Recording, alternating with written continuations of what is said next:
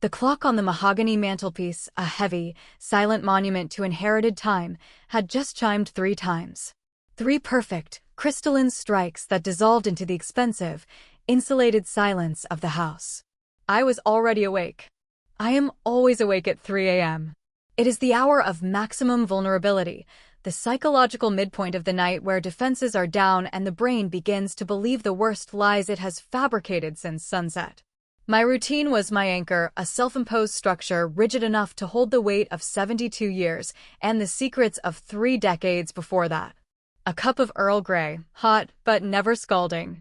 20 minutes of reading the overseas financial news, specifically the things they don't bother to print in the domestic papers. And then back to bed, waiting for the first pale stripe of dawn to slit the New England sky. Tonight, the anchor dragged. A frantic, brutal drumming on the front door shattered the silence. Not a polite knock, not the tentative ring of a late visitor, but the panicked assault of someone attempting entry before the structure could object. I did not jump. I simply registered the sound, the precise rhythm of the blows, irregular, desperate, soaked in adrenaline. My hand went instantly, instinctively, to the small, cold weight concealed beneath the folds of the Persian rug beside the bed. I slipped into my silk robe, the movement fluid, silent. Evelyn Thorne, the refined widow of Greenwood, Massachusetts, did not run. She glided. I peered through the antique glass peephole, focusing past the distortion. The porch light illuminated a figure that was simultaneously achingly familiar and utterly alien.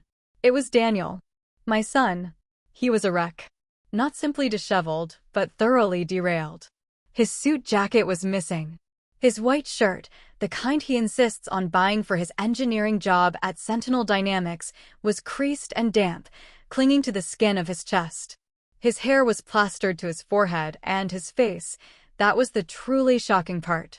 His face was the canvas of pure, uncontrolled horror. I didn't open the door. I used the intercom. My voice was a low, steady current, devoid of the panic that was thrumming against the thick oak. Daniel, calm yourself. Describe the problem. He pressed his face to the glass, his breath fogging the pain. He didn't speak. He screamed. It was a guttural, wounded sound that echoed unnaturally in the quiet suburban street. Mom, open the door. She's gone. She took everything. I waited 2 beats, letting the sheer noise drain some of the pressure out of him. Then I unlocked the 3 deadbolts and stepped back. The moment he stumbled across the threshold, the scent of him hit me, rain, stale sweat, and cheap whiskey. He wasn't just distraught. He was compromised.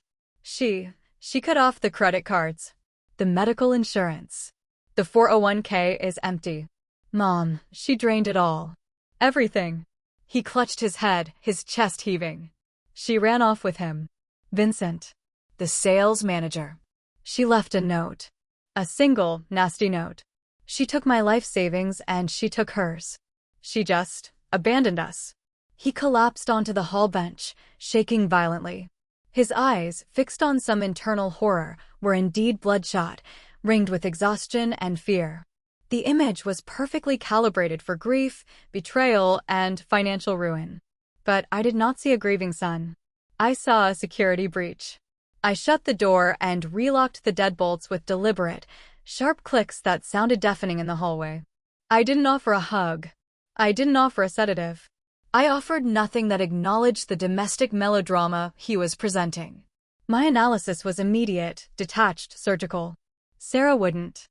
Sarah, Daniel's wife of 10 years, was many things: ambitious, status-conscious, and chillingly pragmatic. She might have wanted a divorce.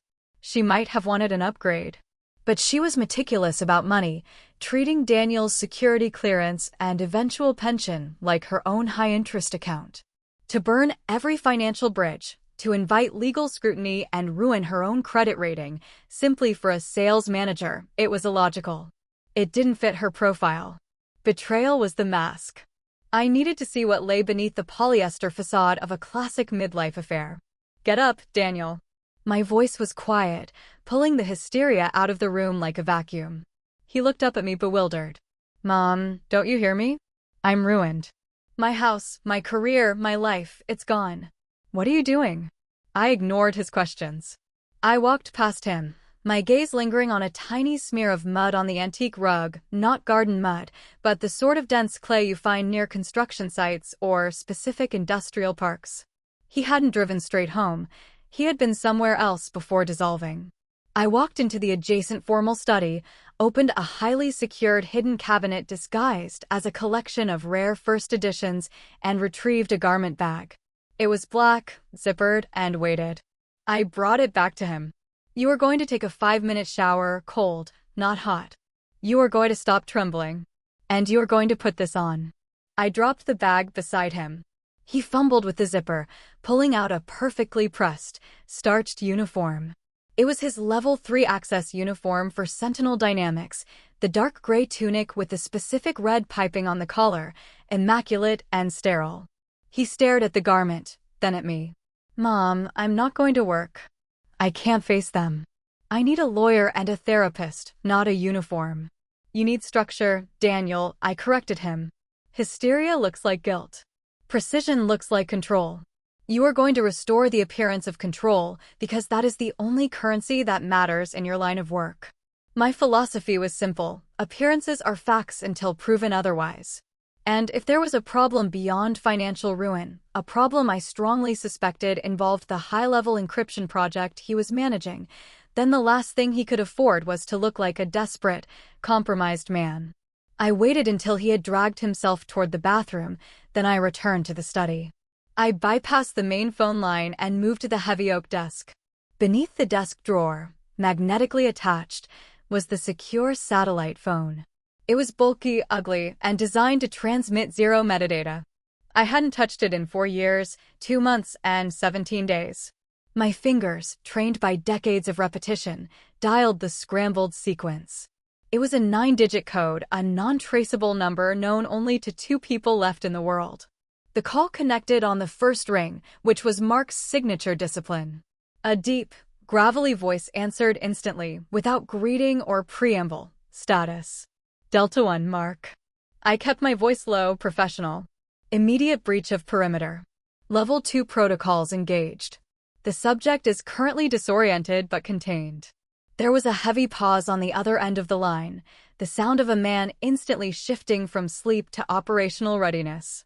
Delta 1, Mark repeated, his voice now flat, acknowledging the severity. Delta 1 meant, direct threat to Daniel, potential asset compromise, proceed with full mobilization. It was the code we had designed almost 20 years ago, specifically for this scenario. The one I had prayed I would never need.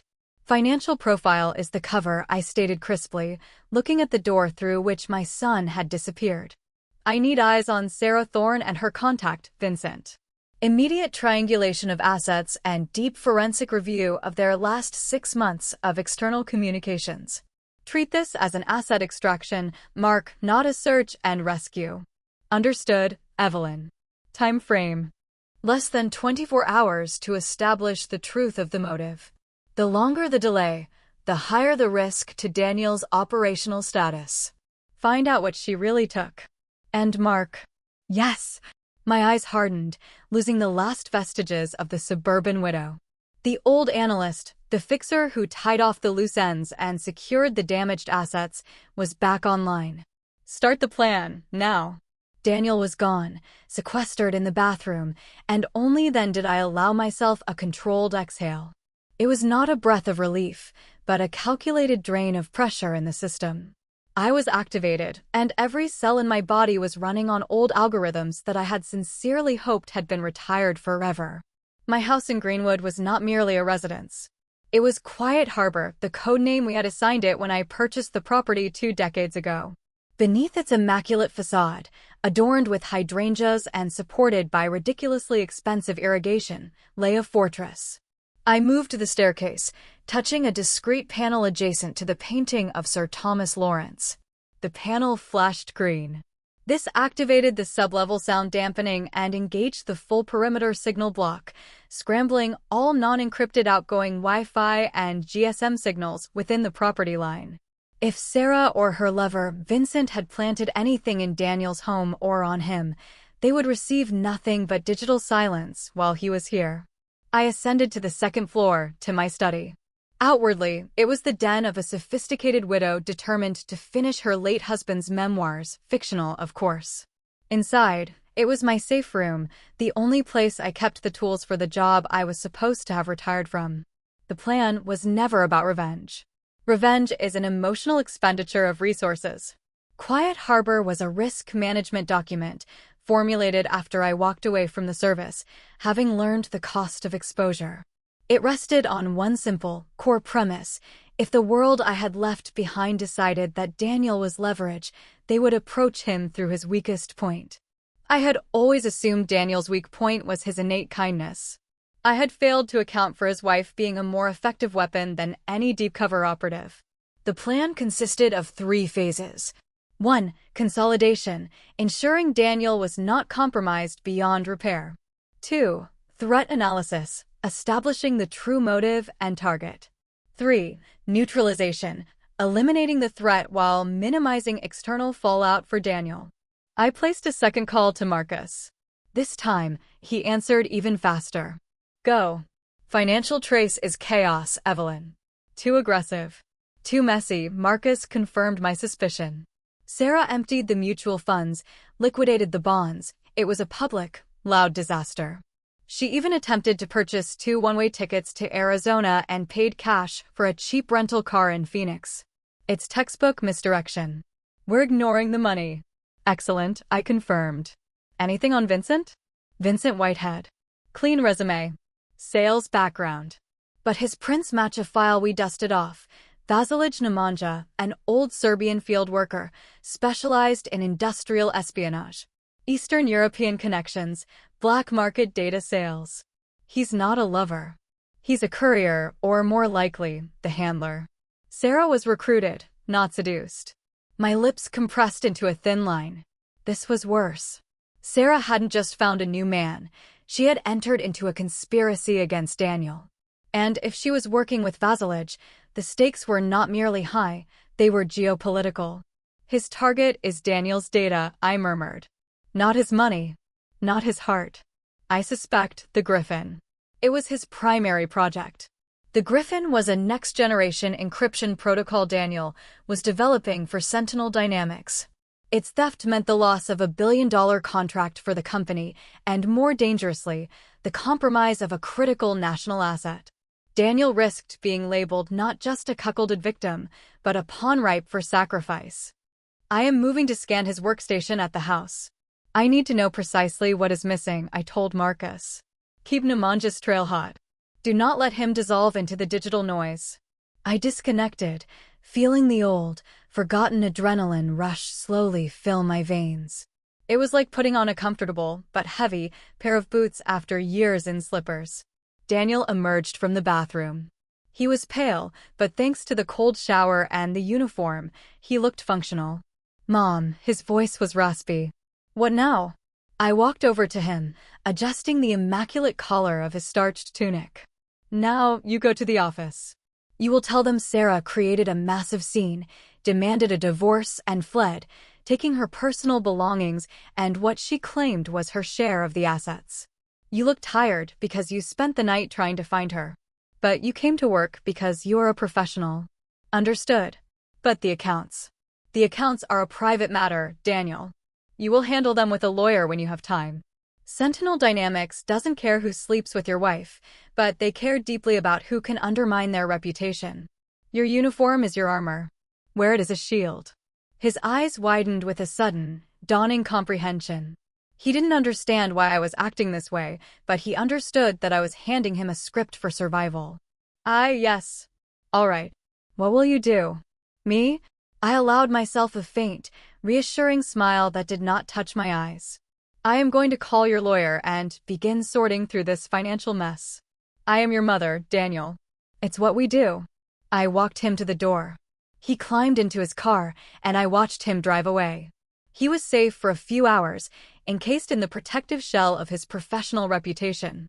The instant his car disappeared around the corner, I grabbed my own keys, which Sarah had never bothered to replace, and headed for his house.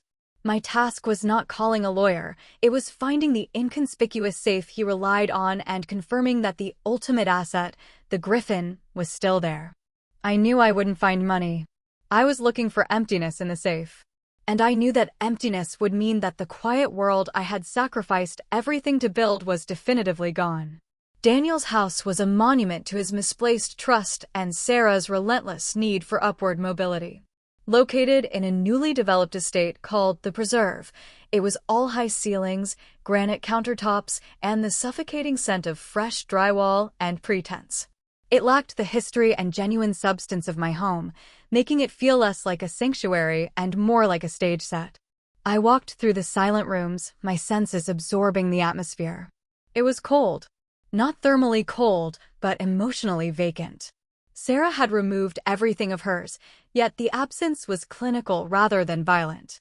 There were no smashed plates, no overturned furniture, just missing photographs on the mantelpiece and the abrupt gap where her side of the closet had been.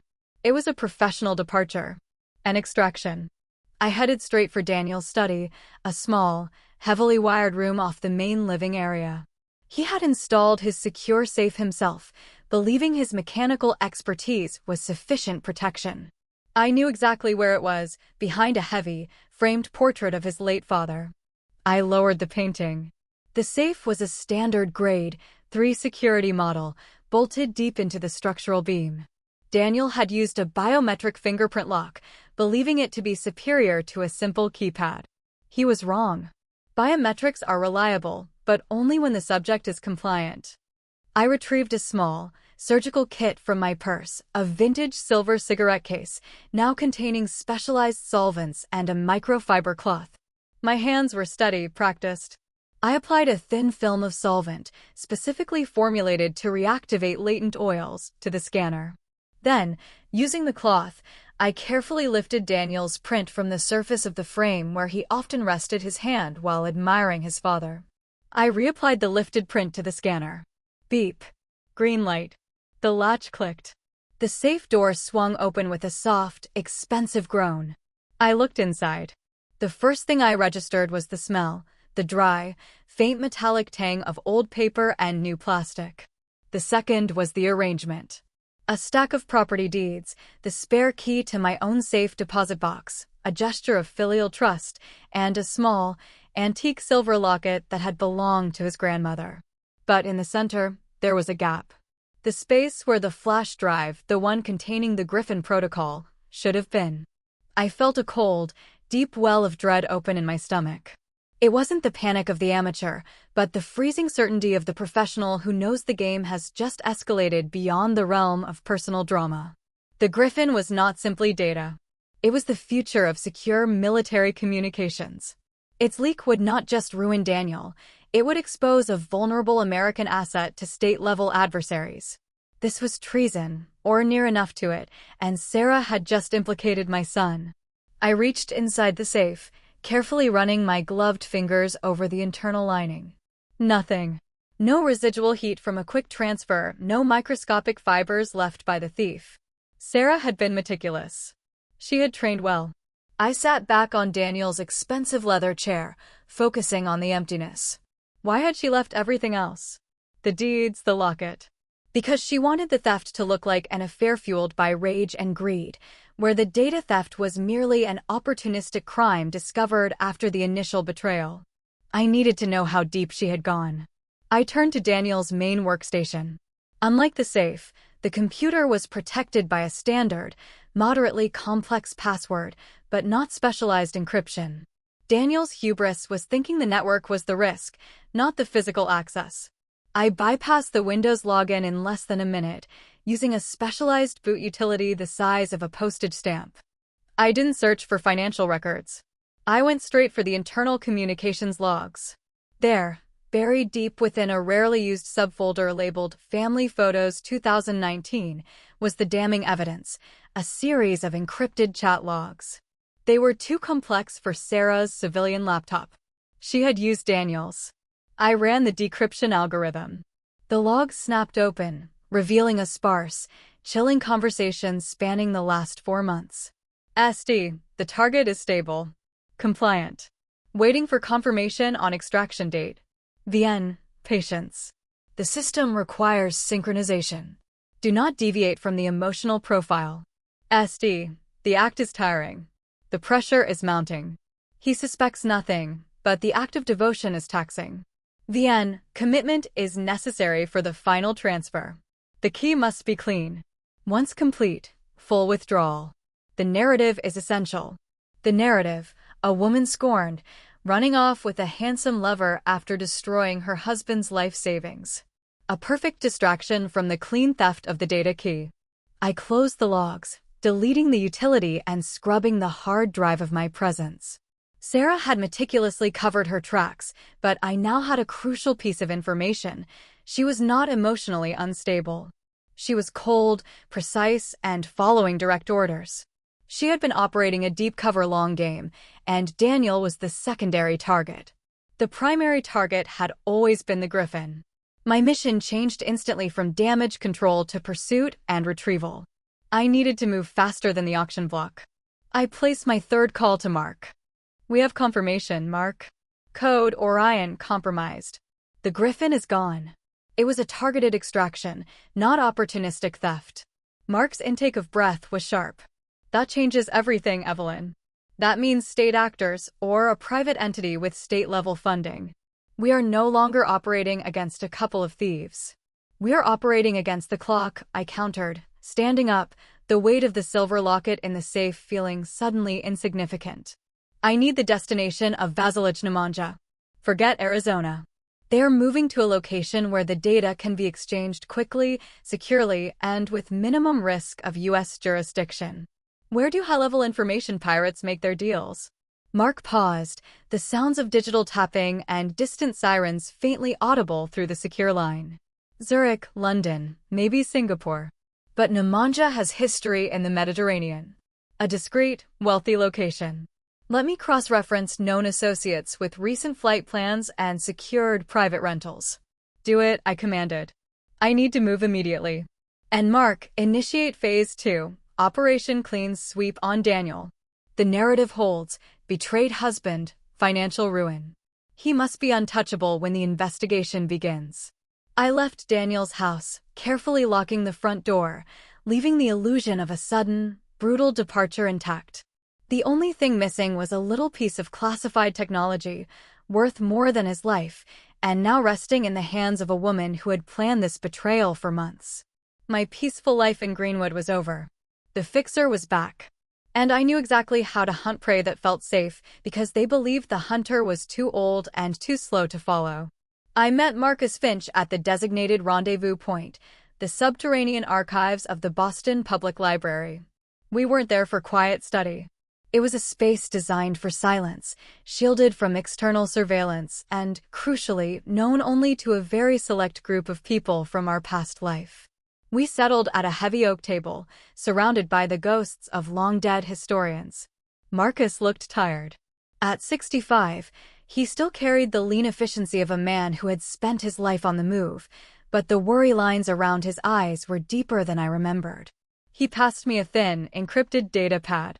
I ran the full profile on Sarah Thorne, née Albright. 10 years of marriage. Not a flicker of instability, no hidden debts, no vices. She was a ghost. Perfect cover, Marcus stated, his voice barely a whisper in the cavernous space. I began scrolling through the data, childhood photos, academic achievements, a respectable but unremarkable career in corporate logistics before Daniel's ascent made her a full-time socialite.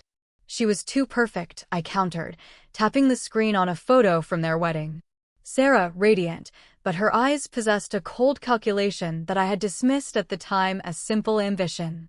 Nobody maintains that level of control for a decade without a fundamental objective. The objective was Daniel's access, not him. Look at her college thesis, Evelyn. It's on the optimized integration of external human assets within high-value corporate structures. She was studying infiltration, masked as HR management. I felt a surge of cold recognition. She hadn't been recruited recently.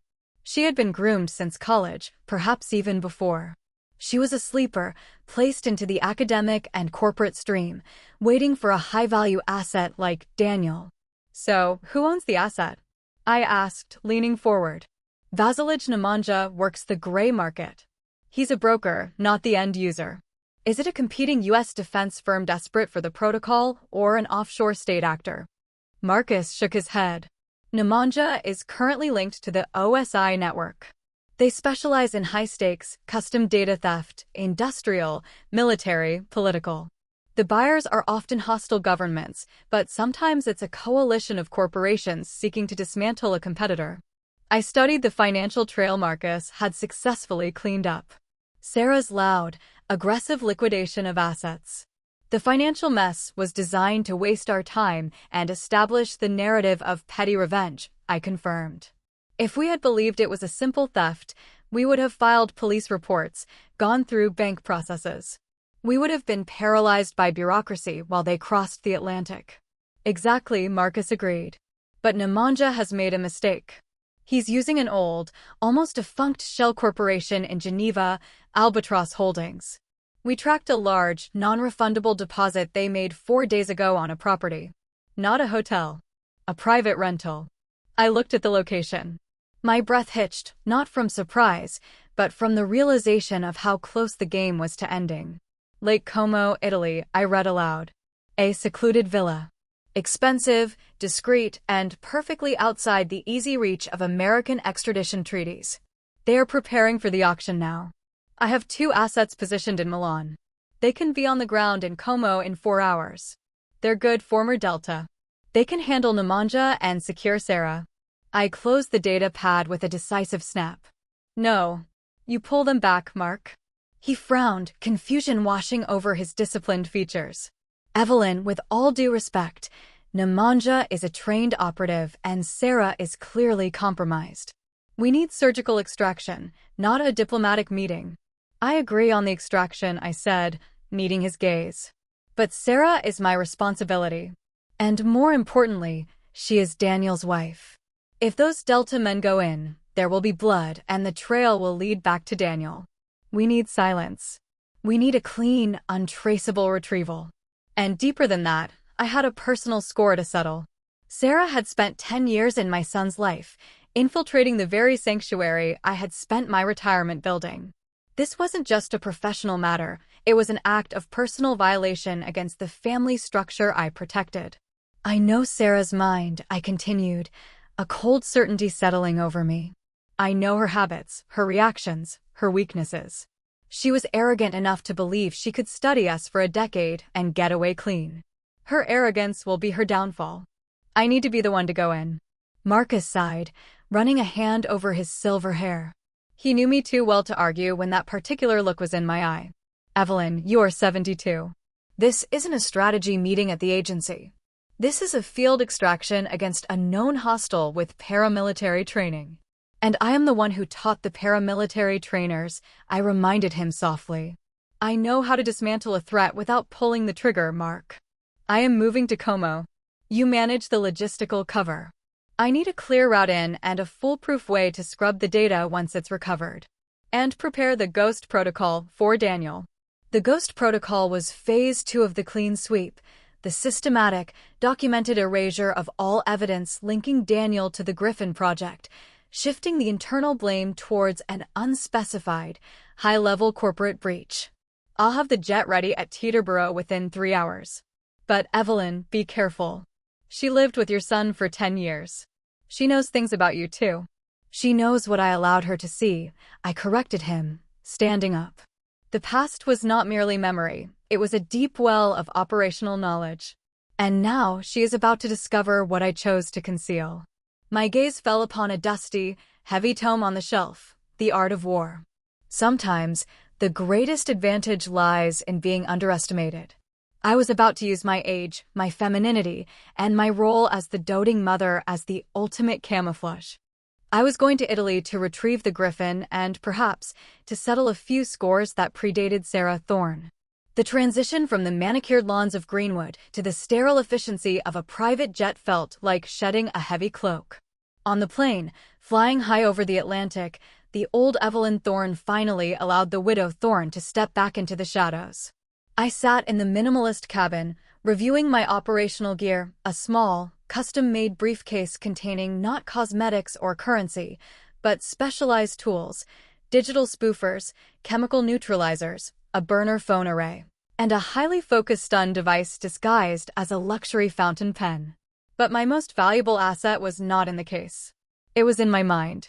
I closed my eyes, letting the rhythmic thrum of the engine take me back, deep into the recesses of my memory, to the place where the plan had been born. The year was 1989. The location, a small, nondescript safe house in West Berlin, days before the wall fell. I wasn't Evelyn Thorne then. I was Agent Sparrow, the analyst responsible for identifying and neutralizing compromised assets, the roof fixer. My husband, Daniel's father, Richard, was one of those assets. Richard wasn't a traitor. He was a brilliant theoretical physicist working on a critical early missile defense system. He was caught in a trap, a meticulous honeypot operation. He was offered a choice: compromise the data or watch his family suffer. Richard chose to try and outsmart them. He failed. I remember the call. The curt, coded message that told me Richard was permanently compromised. He hadn't been killed by the opposition. He had been eliminated by our own side to protect the integrity of the project. A clean termination, they called it. My bosses, understanding the depth of my operational knowledge and my shattered emotional state, offered me a deal: total silence, a generous financial package, and a new life where my son, 4-year-old Daniel, would never know the truth of his father's work or death. In exchange, I would destroy all my contacts, liquidate my assets, and cease to exist professionally. I accepted. I became Evelyn Thorne, the grieving widow who moved to a quiet suburb to raise her son in peace. But peace, I knew, was an illusion maintained by constant vigilance. Richard's death taught me a crucial lesson: the world doesn't care about your good intentions, it only cares about your vulnerability. That's why I created the plan. It wasn't just a response to a crisis, it was my atonement. I hadn't been able to save Richard from the inevitable conclusion of his work, but I could build a wall around Daniel so high and thick that the same forces could never reach him. I remembered holding Daniel that day, a small, trusting child who believed his father was just away on a long business trip. I had sworn then that his life would be predictable, stable, and utterly normal. And now Sarah, the woman I had welcomed into my home, the woman who had shared my son's bed, had systematically torn down that wall. She hadn't just compromised Daniel, she had desecrated my sacrifice. My philosophy hardened in the isolation of the private jet: protection is not passive. It is an act of ruthless preemption. I had lived a lie for 20 years to protect Daniel's future. I would not allow that lie to be invalidated by a mercenary like Sarah Thorne. Marcus's voice crackled through the secure headset, pulling me back to the present. Evelyn, we have movement. Nemanja used a burner phone to arrange ground transport from Milan. The contact is an old Albanian network, reliable, discreet. They are taking a circuitous route to Lake Como, avoiding all major highways. Smart, I noted. They don't want to be traced by license plate recognition or regional cameras. They're close to the exchange point. We've established the digital perimeter around the villa. It's an old fishing estate called Villa Livia, tucked away on the western bank, accessible only by a single, winding road and the lake itself. The OSI network has rented the property for 3 days. Security: minimal internal guards, likely Nemanja's own people. They trust the isolation. They will be focused on the external approach, road and water. They won't be looking for a distraction from within. They will be looking for a hostile operative. Mark, I corrected him. They won't be looking for a concerned mother visiting Italy on a last-minute luxury trip. I checked my reflection in the dark window of the cabin. The years had etched lines around my eyes, lines of experience, not weakness. My gray hair was perfectly styled, my expensive cashmere suit radiated wealth and harmlessness. I smiled, a cold, predatory expression. It's time to choose the mask, Mark. I am going in as a prospective buyer. A very wealthy, slightly eccentric American widow looking for a secluded property investment. Someone harmless enough to be ignored, wealthy enough to be indulged. Evelyn, Nemanja is not stupid. He'll verify your background. Let him. Evelyn Thorne's financial profile is flawless and deep. She owns 3 legitimate properties, invests heavily in low-risk bonds, and makes substantial annual donations to the symphony orchestra.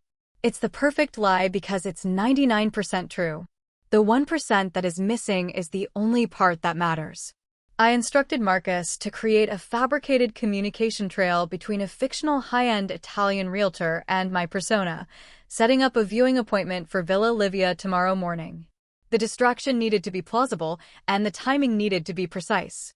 The data transfer is scheduled for 10 a.m. local time tomorrow, Marcus reported. You have a narrow window, Evelyn. You need to be inside, retrieve the griffin, and be gone before the buyers arrive. Tell Daniel's company I am having trouble contacting him about the divorce proceedings, I told Marcus, my mind already calculating the hours until dawn. Keep applying pressure on his behalf. Make him look like the victim. I'll take care of the rest. The jet began its long descent toward Milan. I was moving back toward the world I had fought so hard to leave. The ghosts of the past were now my allies, and Sarah Thorne was about to learn that she hadn't just stolen data, she had awakened a sleeping viper. We landed at Malpensa Airport under the cover of a dense, unseasonal mist.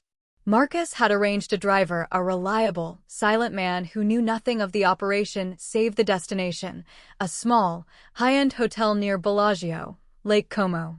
The drive was quiet, giving me time to solidify the financial counter-strategy. Sarah had left Daniel financially devastated, but she had done so with reckless speed, believing the destruction itself was the most effective shield. Her error was relying on speed over complexity.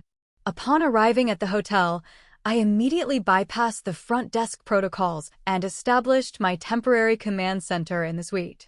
The first step of the plan's neutralization phase required money, not Daniel's meager remaining funds, but the untouchable capital I had sequestered decades ago. I opened my custom briefcase and removed a highly secure, modified satellite modem. It was linked to a complex network of blind trusts and dormant holding companies stretching from the Cayman Islands to Luxembourg. This was the true Evelyn Thorne fortune, funds earned, and, sometimes, extracted, during my years in service, carefully laundered and hidden from both the agency and the IRS. I initiated a transfer of $20 million. The money didn't move conventionally. It pinged from the Caymans to a shell company in Geneva, then to a real estate partnership in London, and finally into a temporary, disposable US-based corporate account, all in the span of 3 minutes. It was designed to look like a spontaneous, large-scale investment, the kind a bored, wealthy widow might make. This transaction served 2 purposes. First, it funded the entire operation, covering Marcus's operational costs, travel, and any necessary bribes without touching legitimate assets. Second, it created a massive digital distraction. Marcus, I need you to leak the transfer to our old contacts at the SEC, I typed into the encrypted chat. Not as a suspicious transaction, but as a potential insider trading flag involving the Swiss holding company. Make it look messy, loud. Give the U.S. financial intelligence something big and shiny to chase for the next 48 hours. A $20 million decoy? Marcus replied instantly. Precisely. While they are sifting through the noise of my new investment, they will completely overlook the tiny, almost invisible wire transfer Sarah made, the one that paid for the rent on Villa Livia and the travel expenses for Nemanja. Create confusion at the macro level to achieve clarity at the micro level. The complexity of Sarah's financial crimes, draining Daniel's accounts, was now our greatest asset. Everyone would focus on the spectacle of domestic betrayal, allowing me to operate without the scrutiny of financial intelligence agencies worried about a simple, quiet corporate espionage case. The next critical task was to secure the legal footing for Daniel. I called Daniel's actual lawyer, not the one he had hired for his original prenuptial agreement, but a woman named Helena Vaughn in D.C., a former Justice Department attorney who owed me a substantial, long-standing favor. Helena answered, her voice tired. Evelyn. I thought I told you never to call this line unless it was life or death. It is life or death, Helena. The subject is Daniel Thorne. His wife, Sarah, has absconded with highly sensitive corporate property from Sentinel Dynamics, using the cover of a messy financial divorce. I laid out the clean, official narrative. Sarah was a disgruntled spouse who, in a fit of greed, had stolen what she believed was generic corporate intellectual property to sell on the black market for quick cash. The goal was to paint Daniel as the compromised victim, not the compromised agent.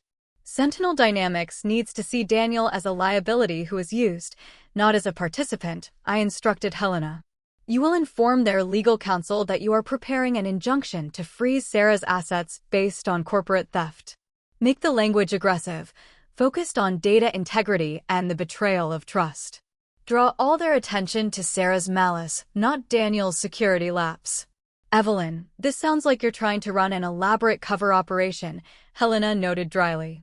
I am trying to ensure my son does not face treason charges for his wife's stupidity, I corrected her, keeping the lie close to the truth. You owe me. Get this done before the sun rises in D.C. Helena sighed, but I heard the click of her keyboard. She was already working. The legal shield was going up. With the finances secured and the legal maneuver underway, I turned my attention to the physical task ahead, Villa Livia. Marcus sent the architectural schematics, pulled from old Italian property records. Villa Livia was a 3-story stone structure, built in the 18th century, sitting on a small, isolated peninsula. Its age was its vulnerability. It has a basement, Marcus noted via chat. Likely used for wine storage and utilities. Access points are limited, the main road, the dock, and a small maintenance hatch leading from the ground floor laundry room. And Nemanja will be watching the road and the dock, I typed back. No one watches the laundry room. Especially not for an old woman. I began sketching the infiltration route on a notepad. I couldn't rely on brute force. I had to use deception, distraction, and the one advantage no operative ever fully accounts for, the element of the absurd. I needed to get inside before 10 a.m. And I needed a reason to be there that no hardened operative would ever suspect. I looked at my reflection in the dark window of the hotel room. I was Evelyn Thorne, a woman of impeccable taste, expensive clothes, and relentless curiosity. The perfect disguise. The prospective buyer persona was ready. I needed to ensure Nemanja and his guards would not only let me in but would rush to escort me out, creating the perfect window for the retrieval. I needed to create a massive, elegant nuisance. And I knew exactly how to do it. The sun rose over Lake Como, painting the peaks of the surrounding Alps in shades of rose and gold. It was a perfect, deceptive morning, the kind of beauty that hides the sharpest edges. I was dressed for a casual viewing, a linen suit, large designer sunglasses, and a pair of discreet, highly comfortable walking shoes that offered excellent traction. My demeanor was one of mild annoyance, tempered by European sophistication. Before making my move toward Villa Livia, I needed one last piece of intel. Nemanja's motive was purely mercenary.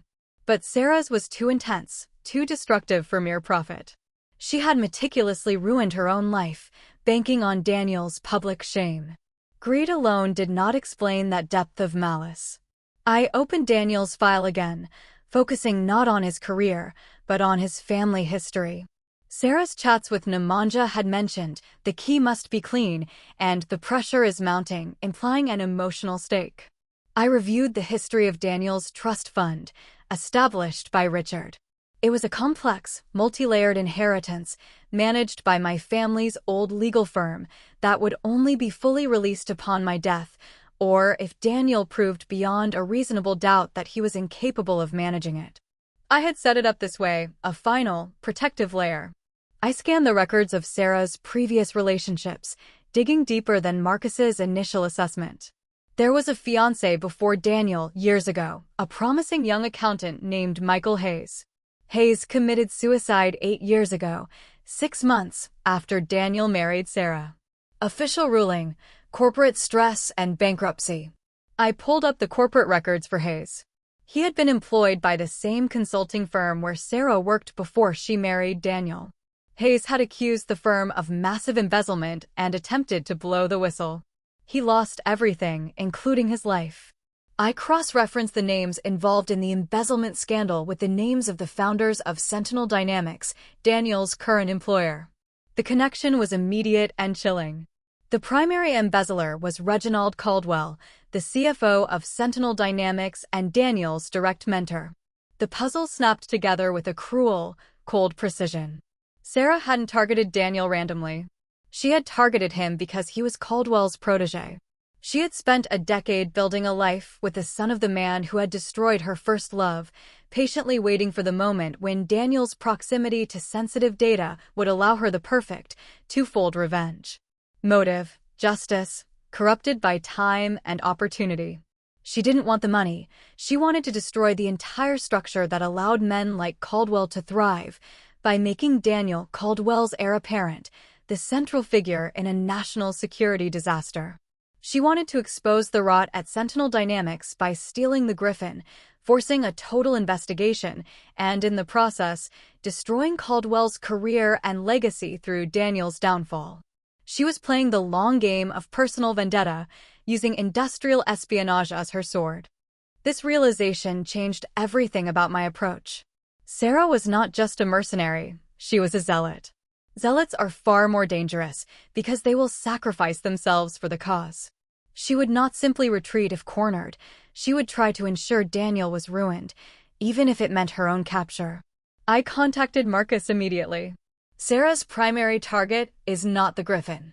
It's Daniel's professional annihilation, leading to the collapse of Sentinel Dynamics' credibility. The data is the bomb, Daniel is the detonator. Understood. She wants the fallout to land squarely on him. Exactly. If I confront her, she will try to send a distress signal or a confession, linking Daniel to the theft. I must neutralize her before she has the opportunity to communicate the truth of their relationship or the data transfer details to anyone.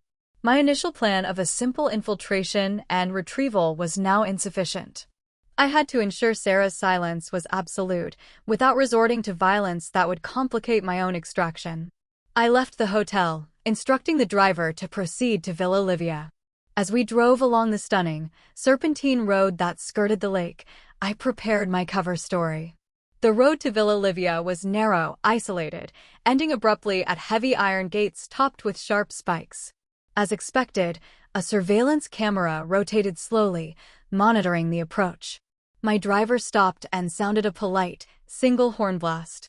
A moment later, a heavy-set man in a cheap black suit emerged from a small gatehouse.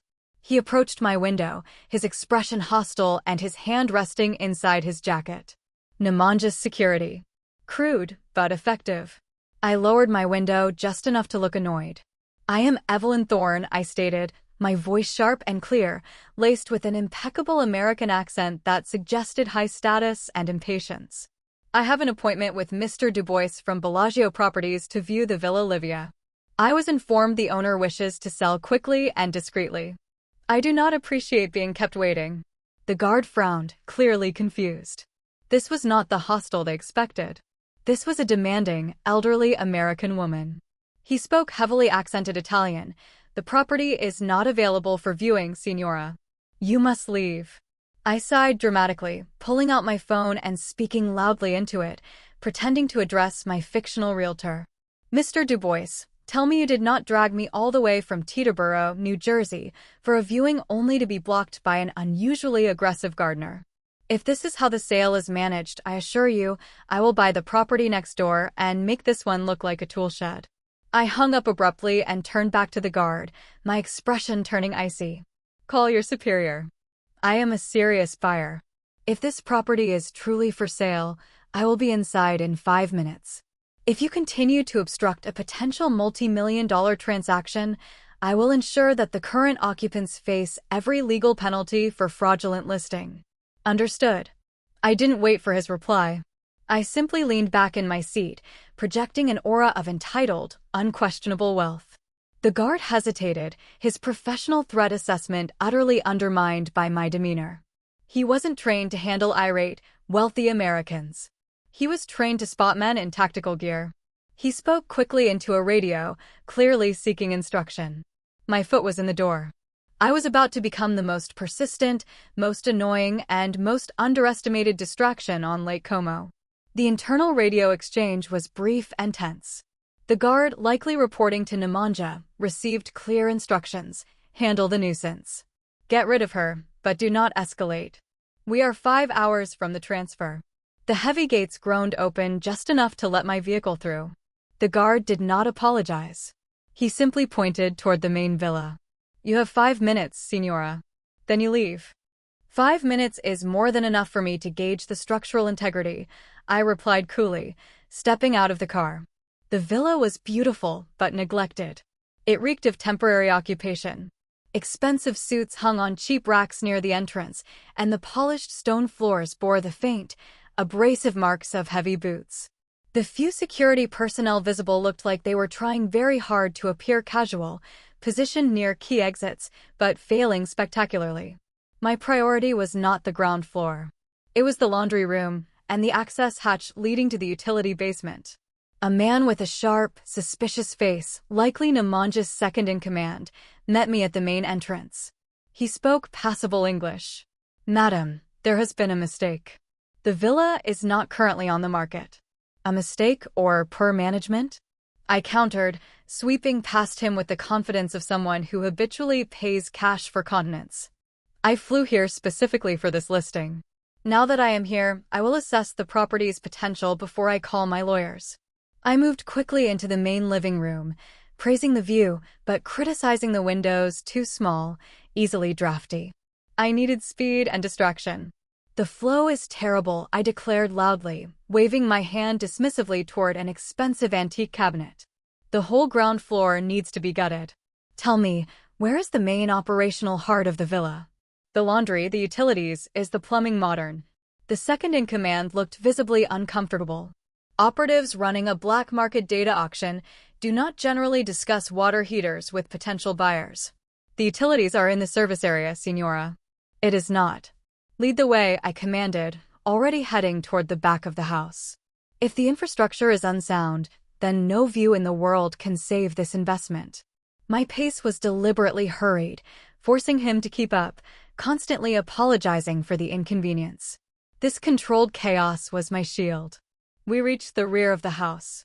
The laundry room was exactly as Marcus's schematic had indicated, cramped, warm, and filled with the low hum of machinery. An industrial-sized washer and dryer were running, likely to generate white noise against surveillance. The stone floor was old, cracked in one corner where a heavy utility shelf rested. Beneath the shelf was the outline of a recessed metal hatch. I walked directly to the utility closet. Is this where the main breaker panel is located? I need to know if the house can handle the power demands of modern electronics. I intend to install a full smart home system. The second-in-command, desperate to get me out of the sensitive area, quickly pointed to the panel on the wall, explaining its outdated capacity.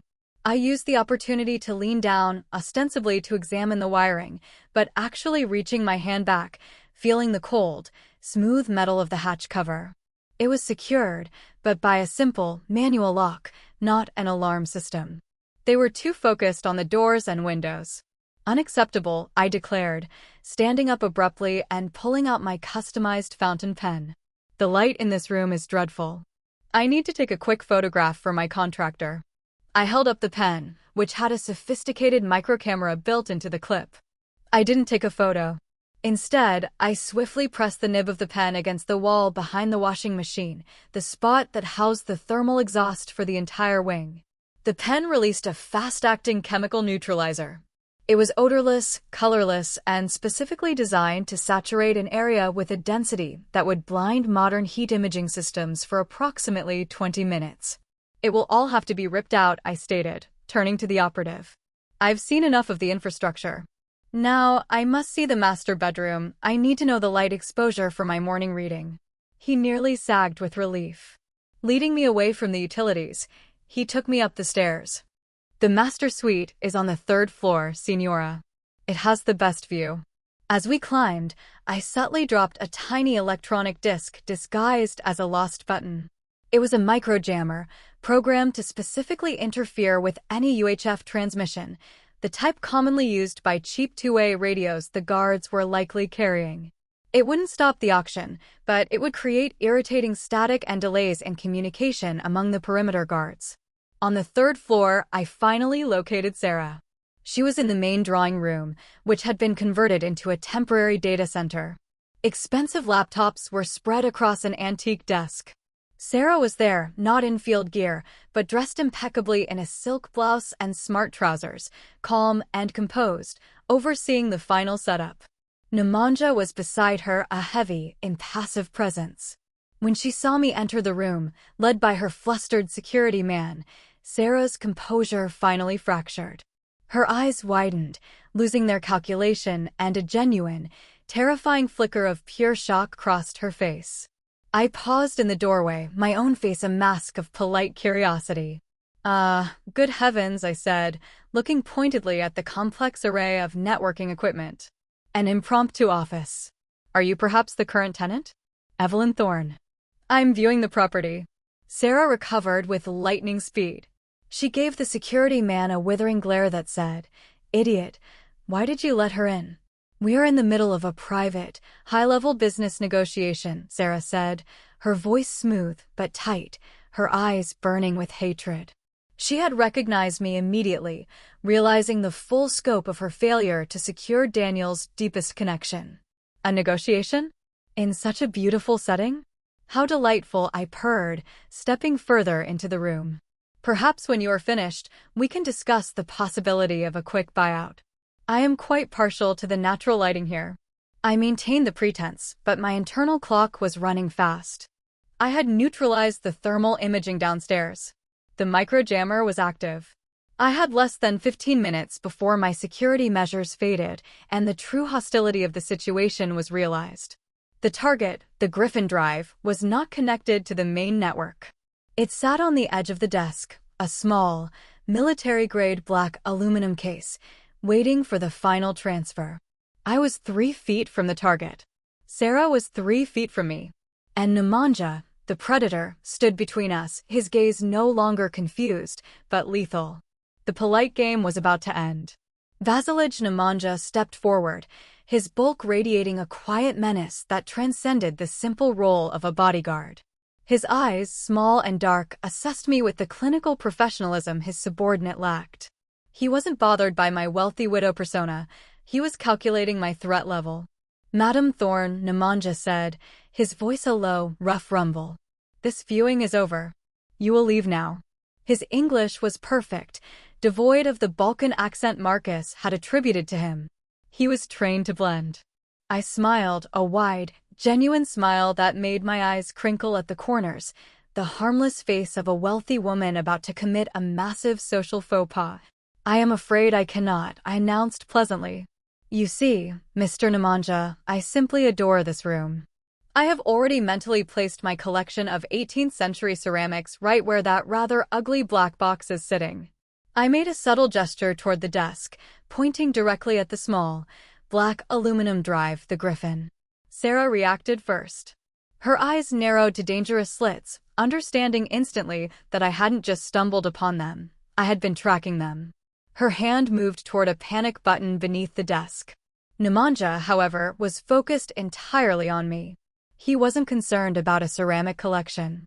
He sensed the professional coldness beneath the cashmere. "This is your last chance, Signora," Nemanja warned, taking a heavy step toward me, blocking my path to the door and placing his own body between me and Sarah.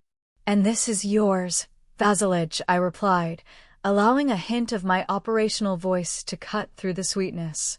His eyes flashed. The use of his true name was the final confirmation. He now knew I was not a nuisance. I was a counteroperative. "Evelyn." "The devoted mother," Sarah sneered, finally moving to stand beside Nemanja, her composure restored by her anger. "I should have known you wouldn't let your little boy drown alone. But you are too late. The transfer is scheduled. And once the data is sold, Daniel will be the first name on the indictment." "You are making a fundamental error, Sarah," I said, keeping my gaze locked on hers. "You believe this is about revenge for Michael Hayes. It is not. It is about a theft that will expose an active, current military asset. And that puts you in a much higher category than a simple corporate embezzler. It's justice, she hissed. Caldwell deserves to burn. And Daniel, his obedient little puppet, deserves to fall with him. I win. You win nothing, I stated, taking a calculated half-step toward Nemanja. You chose a mercenary, a man who will cut and run the moment the odds shift. You chose the wrong partner, Sarah, because you were driven by emotion, not logic. My movement was the signal. Nemanja immediately reached inside his jacket for a weapon.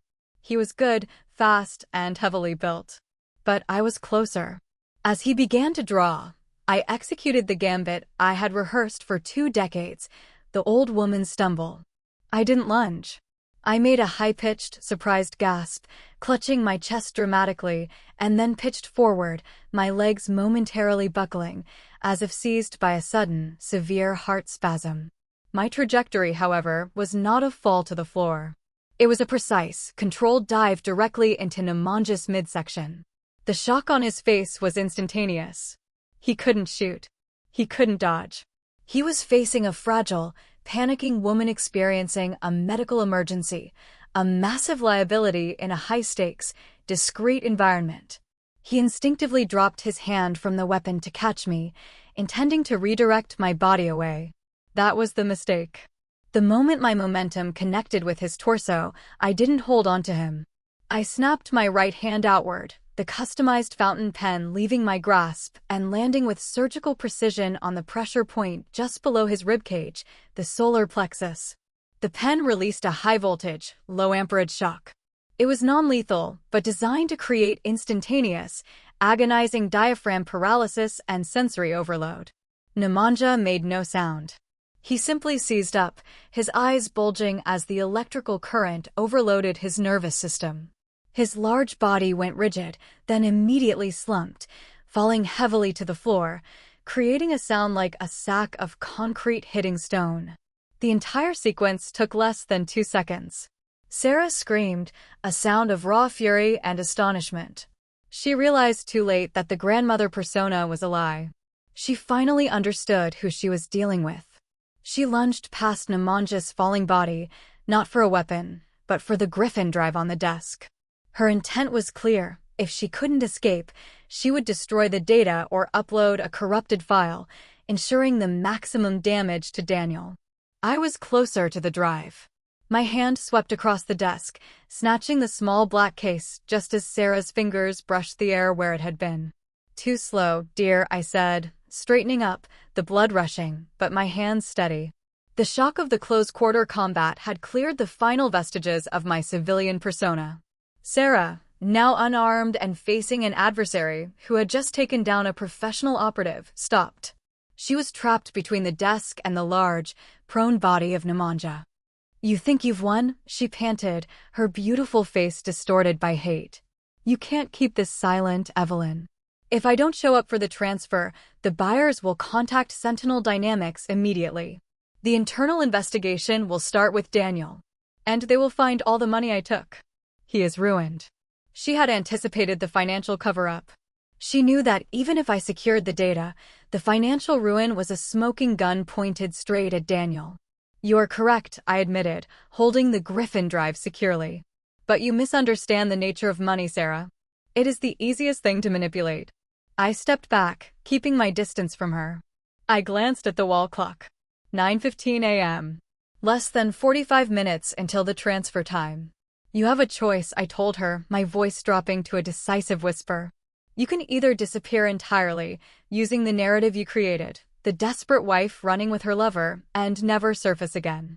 You will be legally declared a thief and a runaway, but your reputation will be irrelevant. Or you can try to talk. You can try to send your confession about Michael Hayes and Caldwell. And if you do, Sarah, I promise you, I will make sure the investigation does not stop at Daniel. I will open the file on Michael Hayes again, and I will link you directly to Nemanja's network before you can utter a single word of your alleged justice. You will be charged not with corporate espionage, but with conspiracy and high treason. You will spend the rest of your life in a supermax prison, thinking about the justice you could have had, if only you had been less greedy for the scale of revenge." I paused, letting the reality of federal sentencing sink in. I will clean up the money. I will clear Daniel's name. But you must disappear. Now. She stared at me, calculating the odds. A lifetime of revenge or a lifetime in a windowless room. The zealot in her was screaming for the fight, but the pragmatist she had cultivated for 10 years saw the inescapable trap. "You're a monster," she finally whispered, the sheer venom of the word failing to touch me. "I am a mother," I corrected her, turning toward the door, leaving her with the unresponsive body of her handler. "And the cleanup starts now." I didn't wait for Sarah's decision. Her momentary paralysis was my window. If she chose defiance, I was prepared to ensure her silence, but a clean withdrawal required her compliance. I quickly moved to the desk. I used a small, specialized USB adapter to connect the Griffin drive to a secure tablet. The data was protected by Daniel's new encryption, but I had a master override protocol, a legacy backdoor that only 2 people, Richard and I, had ever known existed in the system architecture. I initiated the data scrub. It wasn't a simple delete. It was a physical data corruption and layered overwrite designed to render the drive's contents not just inaccessible, but logically self-destructed. The process took a critical 90 seconds. While the data was corrupting, I assessed the scene. Nemanja was still out, breathing shallowly. Sarah remained by the desk, staring at me with the horrified realization that she had played against an expert. "Your phone, Sarah," I ordered, extending my hand. She hesitated, then slowly reached into her pocket. She wasn't just handing over a device, she was handing over her communication log, her last link to the outside world. I took the phone, wrapped it in a small sheet of lead foil from my case, a Faraday cage, to prevent any last-minute remote wipe or distress signal. The tablet chimed, signaling the completion of the scrub. The Griffin drive was now an empty, useless shell. I disconnected the drive, put it in my pocket, and turned my full attention to Sarah. "You have perhaps 5 minutes before Nemanja revives enough to realize what has happened. You can use the chaos, pack what you need, and vanish. The car you rented in Phoenix will serve as your ghost. The police will look for a runaway wife in America, not an operative in Europe. And if I don't? Then I call Helena Vaughn. I provide her with evidence that you conspired with Nemanja, a known industrial asset broker. I make sure she finds the specific chat logs linking your actions to the Sentinel Dynamics embezzlement. Your righteous crusade for Michael Hayes becomes nothing more than a desperate act of treason to protect your own involvement." I had the leverage. She believed I was capable of ruining her reputation in a way that would satisfy Daniel's company and condemn her legally forever. The fear of prison was stronger than the desire for abstract justice. "Where is Vincent?" she demanded, still searching for an advantage. "He is Nemanja," I confirmed. "He is currently indisposed. If you value your freedom, leave him to his fate. He is not your problem anymore." Sarah finally made her choice. It wasn't surrender, it was retreat. She moved swiftly to a small travel bag in the corner, stuffing the few necessities she had brought, a moment of professional efficiency amidst the disaster. "One last thing, Evelyn," she said, her voice dangerously quiet as she paused by the door. "You protected Daniel from his father's past. Now you're involving him in yours. How long until the world you live in swallows him whole?" It was a valid question, a poisonous observation delivered with devastating precision.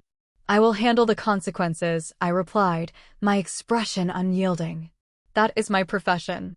She gave me a single, contemptuous look, opened the door, and disappeared down the ancient stone hallway of Villa Livia.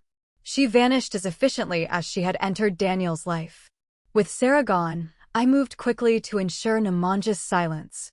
I retrieved the pen, then used a neutralizing spray on his clothes and the immediate area, removing any trace of the paralyzing agent. When he awoke, he would have severe nausea, disorientation, and a headache, but no physical evidence of an assault. He would assume he was poisoned or attacked by a conventional close combat operative. Next, the operational scene. I carefully removed any of the electronic equipment from the desk that could link the site back to Nemanja. I packed the Griffin drive back into my briefcase, ensuring the data was securely corrupted. The final, essential component was the diversion.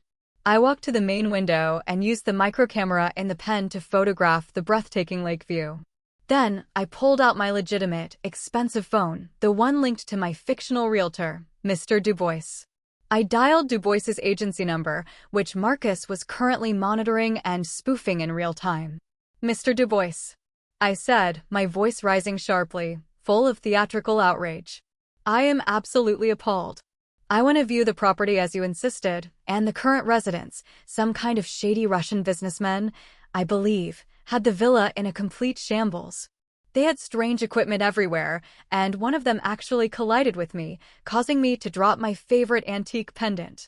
I described the fictional pendant in exquisite, precise detail. "I demand you call the owner immediately and inform them that I am leaving a very poor review and that I am no longer interested in the property. This is utterly unprofessional." I hung up with a dramatic flourish. The point of the performance, to establish my presence, my grievance, and my rapid, indignant departure, all linked to the shady businessmen who were merely disrupting a property viewing. If the police were called later, my story would be the first, most plausible narrative, a wealthy American insulted by a rude encounter. I left the study, retrieved the micro jammer, and walked out the front door of Villa Livia. The guard was still by the gate, looking miserable. I did not stop. As I passed him, I simply tossed my high-end designer sunglasses onto the gravel drive. "A memento mori of the worst property viewing of my life," I declared, getting into my waiting car. "Drive, please. I need a clean glass of water and complete silence." As the car pulled away, I glanced back. I saw the guard staring at the expensive sunglasses, then back at the villa. The mission was complete. The data was scrubbed. Sarah was running. And the trail was pointing to a financial dispute, not a security breach. But the most difficult confrontation still awaited: Daniel. I had saved his career, but I had exposed the brutal reality of the world to him. 2 days later, the world was responding precisely as planned. In Geneva, the massive $20 million wire transfer had successfully ensnared the attention of financial intelligence, who were focused on investigating the suspicious activity linked to my offshore shell corporations. They were looking for high-level tax evasion, not a low-level data heist. In the U.S., Helena Vaughn had expertly leveraged the narrative of Sarah's betrayal. Sentinel Dynamics, facing internal pressure, chose the path of least resistance. They quietly reassigned Daniel, elevating him to a position focused on compliance rather than development. He was painted as the compromised victim of a ruthless, greedy ex-wife who had tried to steal corporate trade secrets for quick cash. The company was protecting their reputation by protecting their professional, if unfortunate, employee. Vasilij Nemanja, after a prolonged period of severe nausea, had been forced to abandon Villa Livia. Without the data or his payment, he had been humiliated. The OSI network considered him compromised, and the buyers had vanished. His only recourse was to believe he had been double-crossed by Sarah, who had disappeared entirely, taking the data with her. Sarah Thorne was legally declared a fugitive in the U.S., a woman who had embezzled her husband's savings and stolen corporate property. Her vengeful motive against Caldwell was entirely submerged beneath the established narrative of greed. She was effectively a ghost. My plane touched down in Washington, D.C. I had bypassed Boston entirely, knowing I needed to speak to Daniel away from the emotional confines of home. I arranged a meeting at a high-end, discreet restaurant in Georgetown, choosing a booth with solid acoustic dampening and a clear view of all entry points. Daniel arrived looking profoundly changed. The uniform was gone, replaced by a civilian suit that fit him poorly. He was heavier, burdened by the realization of the fragility of his life. He didn't greet me with warmth. He looked at me with a stark, unsettling curiosity. "Sarah is gone," he stated, rather than asking. "The company accepted the story. They think she's in Phoenix, maybe Mexico." "She is gone, Daniel," I confirmed, allowing the lie to stand. "She made her choice." He leaned forward, his voice low and intense. I saw the recovery report. The financial records were a mess, but my severance package and 401k were miraculously untouched, despite her withdrawing everything. The accounts were restored almost immediately after she left. And the Griffin Protocol, my manager said it was a clean corruption, a catastrophic failure, not a theft. That's impossible, Mom. It was too fast, too clean. And my uniform, why did you make me put on the uniform? He wasn't asking for comfort.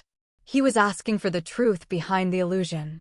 The veil I had maintained for 2 decades was thin, and he was finally seeing through it. The uniform was damage control, Daniel, I admitted, setting down my water glass. Hysteria looks like compromise. Control looks like innocence. And the rest? Who are you, Mom? This was the hardest moment of the entire operation. My arc as a character had always been defined by my commitment to silence. Now, I had to breach that silence to save him from lingering paranoia. I was an analyst, Daniel, I began, choosing my words with clinical precision. For a government agency. A strategic planner. My job was to anticipate catastrophic failures, operational, financial, political, and ensure the asset survived. I didn't work in the field. I was the one who wrote the protocols for the people who did. I was the fixer. He absorbed this, his gaze unwavering. And Dad? I took a deep breath. Your father was brilliant. He was targeted because of his work, just as you were. He died because he was exposed. I left the service the day he died. I built the life you know, the safe house, the plan, everything, to ensure you would never be exposed to those consequences. And Sarah, he asked, the name now stripped of all emotional weight. Sarah was collateral, but also a weapon. She was recruited to infiltrate your life to get to the Griffin. She didn't love you, Daniel. She was using you, partly for vengeance against a man at your company, Caldwell, but primarily for the data. The financial destruction was just noise.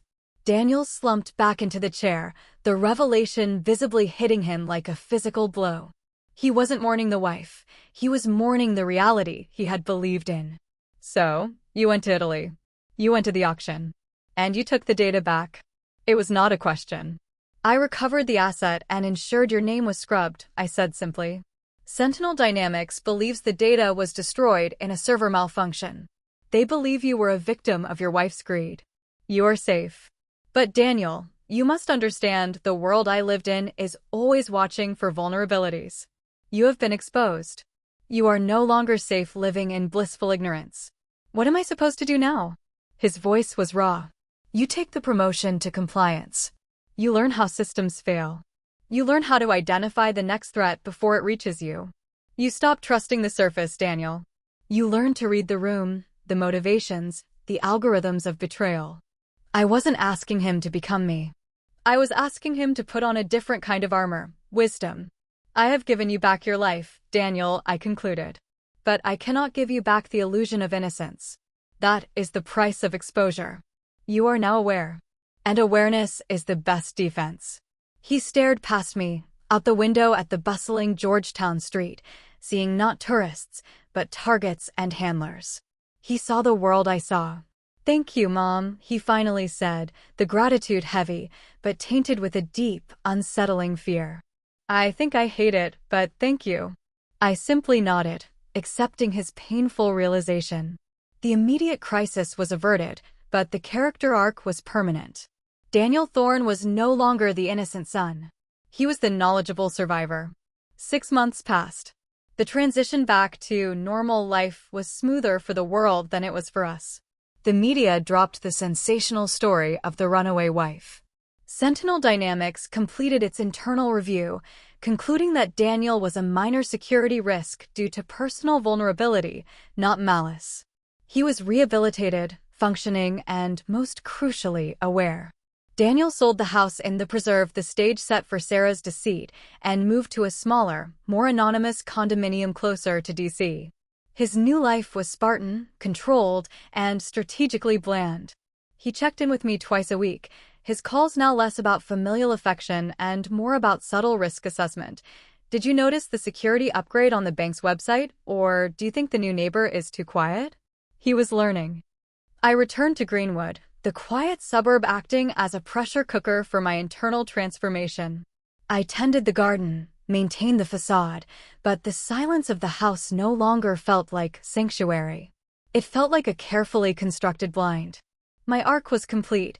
I had failed to achieve permanent retirement, but I had succeeded in my primary objective, the protection of my son.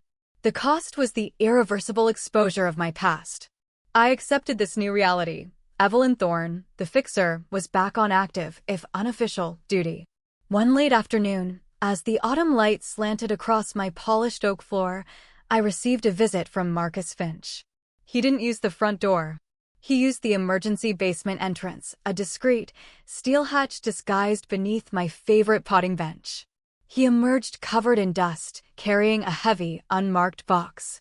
"Evelyn, I heard you've been busy establishing new accounts for Daniel's offshore protection. You're not slowing down." "Slowing down is conceding defeat, Mark," I replied, pouring 2 glasses of scotch, a ritual reserved for operational debriefings. "Did you manage to clean up the last of the Geneva noise? The SEC is still chasing the $20 million decoy. They'll be busy for months. The trail to Villa Livia is cold. Nemanja is in Istanbul, paranoid and ruined. Sarah is a ghost. It's clean." We drank in silence, the scotch biting down the throat. "I brought you something," Marcus said, pushing the unmarked box across the table. "A retirement present. Or perhaps a reassignment package." I opened the box. Inside, resting on velvet lining, was a heavy, antique rotary phone, the kind with a heavy receiver and a cord thick enough to anchor a small ship. It looked like an expensive piece of decoration. I picked it up. It was cold, heavier than it should have been. I knew immediately. "Satellite link, military grade," I murmured, running my thumb over the brass dial. "Encrypted and dedicated to a closed network. Untraceable by anyone outside the original parameters. I call it the Orion link. Think of it as your new panic button. Or your new office." "You're encouraging me, Mark." "No, Evelyn. I am recognizing reality. You cannot stop being who you are. The difference is, now you don't have to pretend you are powerless. The world needs fixers, especially when the assets start compromising themselves." I placed the phone on the desk. It looked utterly ridiculous next to my iPad and my delicate tea service, a brutal piece of technology disguised as a relic. "What about Daniel?" I asked. "He called me, Evelyn. 3 days ago. He asked me how to establish an untraceable, secure email account for future communications. He's ready to learn the protocols." A profound sense of inevitability settled over me. Daniel would never be Richard, but he would also never be the sheltered engineer again. He was stepping, tentatively, onto the path I had spent my life trying to steer him away from. He was becoming his own defender. "Good," I said, a slight, weary smile touching my lips. "He will need it." I looked out the window. The hydrangeas were beginning to fade, turning from vibrant blue to muted purple, a color of deep contemplation. The silence of Quiet Harbor was no longer the silence of denial, but the silence of readiness. The sun set. I walked over to the antique phone, picked up the heavy receiver, and placed it next to my ear. There was no dial tone, only the soft, persistent hum of a system on standby. A link to the world I had fought to escape, but one I now accepted as my permanent, unavoidable post. I placed the receiver back in the cradle. The plan had succeeded. The matriarch had prevailed. But the mission to maintain Quiet Harbor had just become a life sentence. "The game," I whispered to the empty room, "is never truly over."